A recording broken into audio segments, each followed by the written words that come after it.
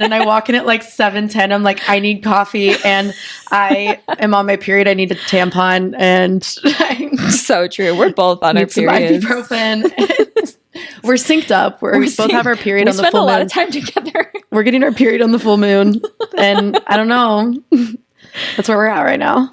Every full moon. And I think with that...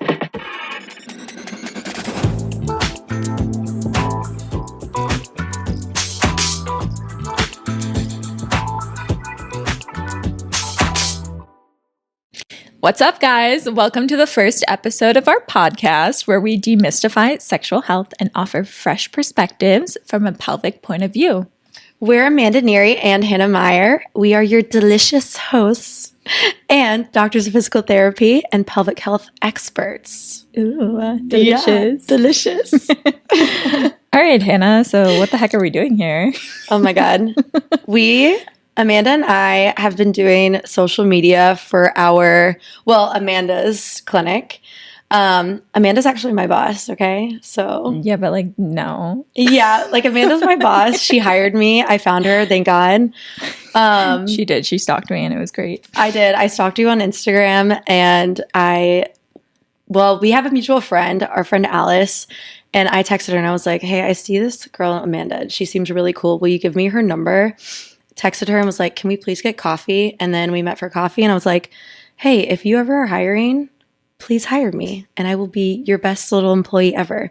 And now here we are.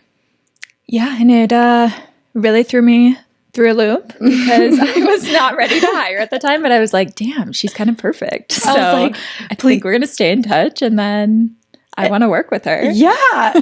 I mean, literally, I feel like the universe brought us together. I agree. But the way we got into where we're at right now, it's because we were recording like social media stuff for like the clinic, just because like for like marketing the clinic and just like putting out information on pelvic health on Instagram, just to spread more awareness. So we were just answering questions that were sent to the clinic. And then after we were done recording, we looked at each other and it was literally like, should we record a podcast? It was like an aha moment at the same time. No, at the same time, we were like, should we record a podcast? Should we start a podcast? This could be fun. And it's actually funny because I have never wanted to start a podcast before. Like, this is not a dream of mine. Oh, I have. At all. But then when we recorded that video, I was like, wait, this is so fun. Mm-hmm. This is just like making easy content for Instagram because we bounce off of each other so well. Mm-hmm. And our patients loved the content. We got feedback from multiple people and they were like, listen, those videos are really great. I sent them to my friends. And I'm like, okay, you know what? We could really be onto something here. Yes. And we could be really fun about it. Yes, we could. And Amanda's an Aries and I am a Gemini. And I feel like that's why it works. But we don't have to get into that. I do want to get into that because I don't even know why that works, but we'll get into it one day. We'll get into it one day. I can get a special guest on here to explain that to us. Yeah. Oh, yeah, we will. But yeah, so that's why we're here now. I'm going to put down this coffee so I stop clinking it so much. But clinking and clacking. It's very early in the morning. We woke up at 7 a.m. for you guys because we wanted to start this off strong. So let's tell our friends what we're going to really unpack on this podcast and just give a little background, I guess, on us. Maybe let's start with our background. Okay. If you want to get into your background, then I can talk about mine. Yeah. Go from there. So where did I start? I'm from Kentucky. I went to the University of Kentucky and I decided to go to PT school because I was working as a personal trainer when I was an undergrad. I worked at a gym called Body Fit Lexington. If any of my like Lexington, Kentucky family is listening to this, I miss you guys. But that gym is honestly, it was a small business. And I think that's why I was so connected to your clinic because I just love working for a small business. And like that gym had my heart and this clinic has my heart. And I'm a small business girly. Okay. And that's where I kind of got started into like the fitness world. And then in school, I knew I wanted to go into the medical field. So I kind of put 2 and 2 together, like around my like sophomore, junior year, and then decided to go to the PT route. But when I was a personal trainer, I would have a lot of like clients that were moms and then would have things like incontinence or like would just like talk about it or like diastasis. And I was like, I don't really know much about this. So I would like look into it more. And then I was like, oh, wow, this is a form of PT ? And I kind of like when I went to PT school, it was 2020 when I went to PT school. I applied to Northwestern and it was my far reach school. I didn't think I was going to get in and I got in and I was like, guess I'm moving to the big city, Chicago. And now I'm here. And I decided to go into pelvic floor PT. I started the pelvic floor PT club at Northwestern. They didn't have one when I went there. And then when I started that club, there ended up being like a lot more interest in pelvic floor PT than I thought. Because a lot of people usually want to go into like sports, neuro, yeah. Yeah. And then I really just like went hard into pelvic floor world. I like, once I started getting into it, I was like, yeah, this is all I want to do. I don't want to do anything else but pelvic floor. There's so much to specialize into. And there's such a need for it. Like, I don't really like when at my first job, I was doing orthopedics too, just like general ortho. And I was like, no, there's so much to treat for pelvic floor. I can just treat pelvic floor. And now I'm here just treating pelvic floor. I genuinely think pelvic floor just makes you a better orthopedic therapist. Yeah. And that's really interesting. I actually didn't know all of that about you. I knew most of that. I know you had at one point mentioned that you started the club, but I had talked to the current people who run the club and there's like over 50 people in it now. Yeah, there's a lot. It's which is growing. Really cool. I swear, like every year there's more interest in PTs that want to go into pelvic health. Yeah. And it is freaking awesome. Oh my God, I just got chills. I can tell I'm passionate about this. I was just like, oh my God, everyone loves pelvic health. And that's actually super interesting because multiple people have asked me if they think it's a trend that's going to fade. And I'm like, no, we're just behind other countries. Like other people have been doing this for years and we're finally catching on to regular healthcare. When I was working in the UK, they would automatically refer people to pelvic floor therapy if they were postpartum. And that's just something that's not consistently happening yet in the US. So I think the more recognition we bring to this area, the more standardized it's going to be. And that's a good thing. Yeah. In other countries, it's just so normal for like a woman to give birth and then immediately like, okay, you're going to go to PT in 6 weeks, pelvic floor PT. And then you're going to go through this journey and then you're going to get better. And then you're going to live your life without pelvic floor dysfunction instead of here where we like don't know as much about pelvic floor PT. And then we're just going through life, peeing our pants and having pain with sex and it's normal and or deemed normal or like, oh yeah, that's just what happens. Yeah. It's just what happens, but it'll get better with time. Like, no, we can fix this for you like quickly. Let's get it rolling. Yeah. Okay. But can I learn some more about you? I'm excited. Well, I already know about you. I'm like Amanda's so cool. Sorry. Stop it. Go ahead. Tell them about yourself. Okay. Well, no pressure now. Oh, sorry. I really hyped her up. So I am from the northwest suburbs of Chicago. I grew up locally and I came into the city a lot when I was growing up and I always loved it.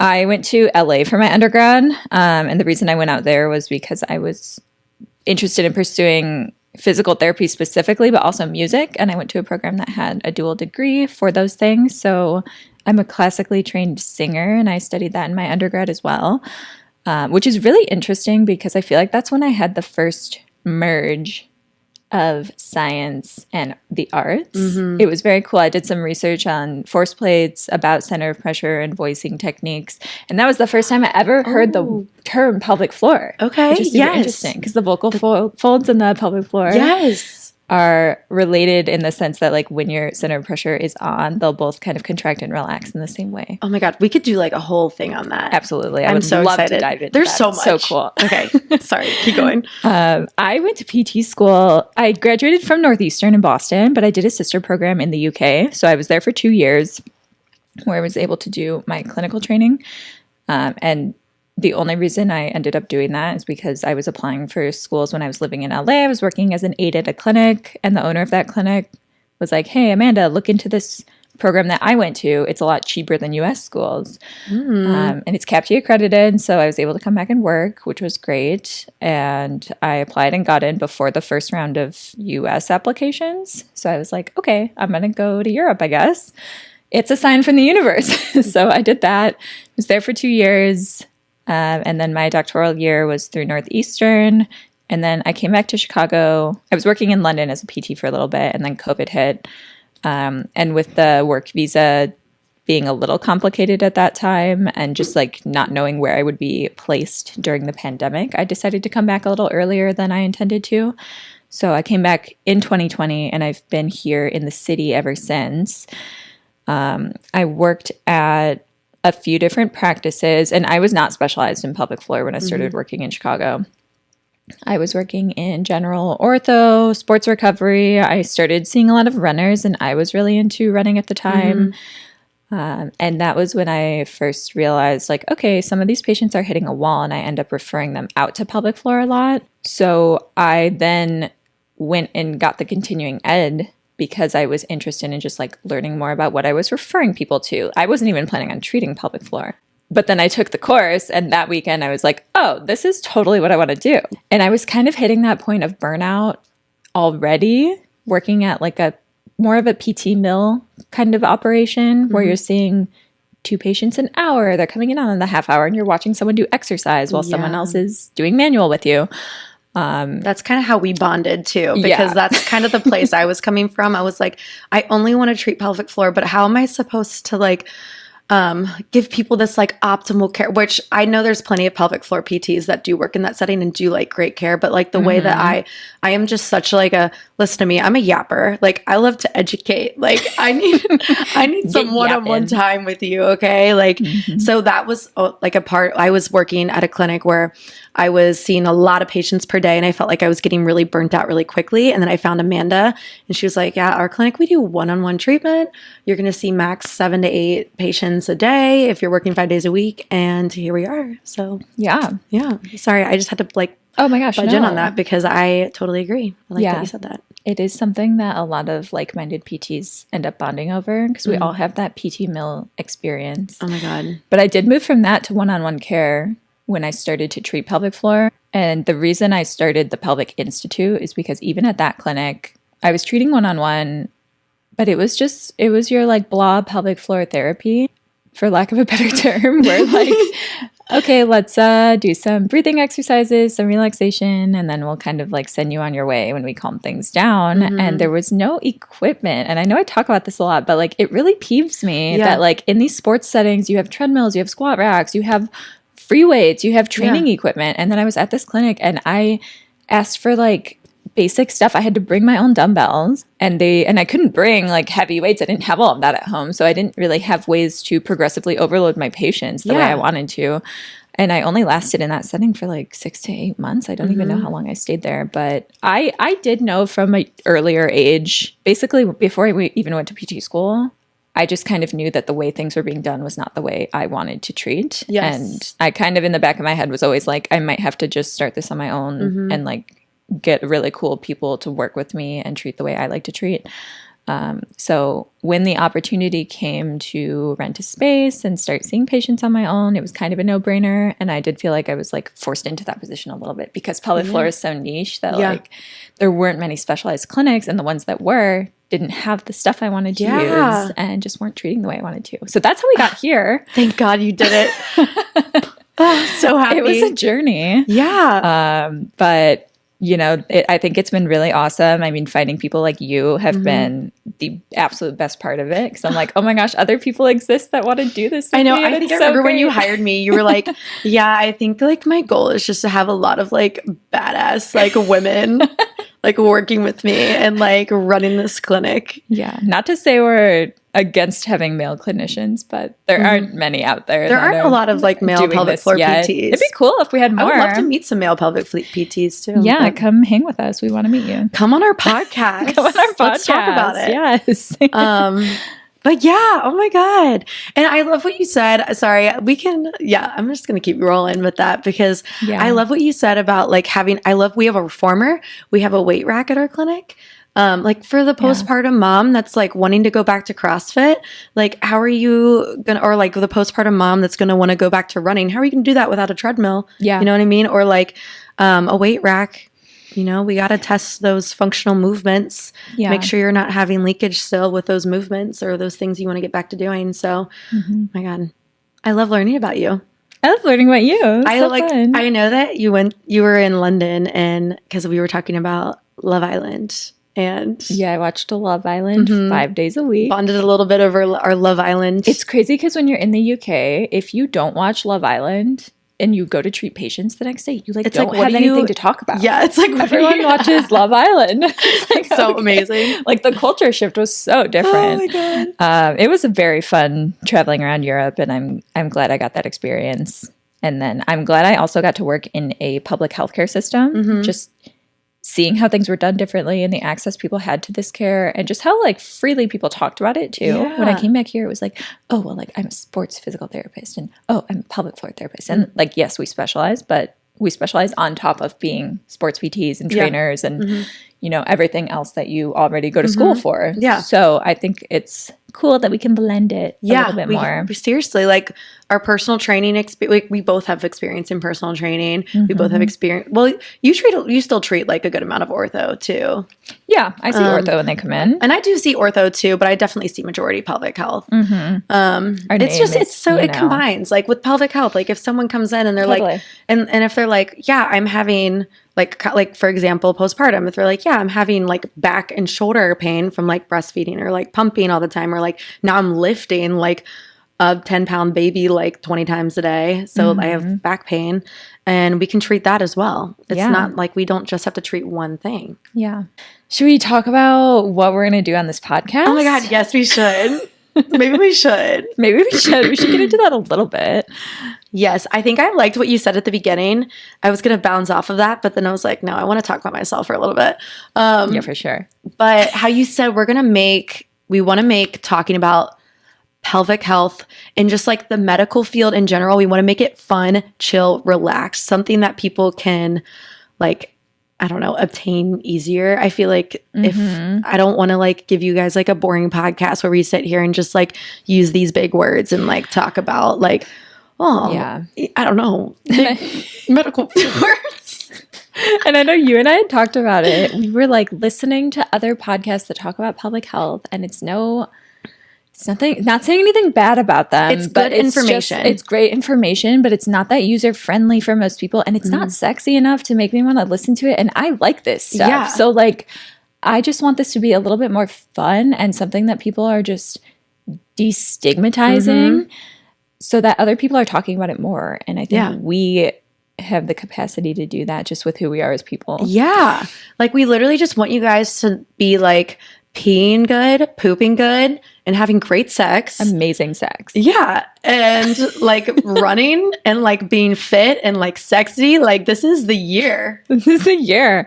And on this podcast, we definitely want to talk about other people's experiences with pelvic floor PT without getting into too many like patient specifics. So we do have forms on our Instagram. You can follow Pelvic POV.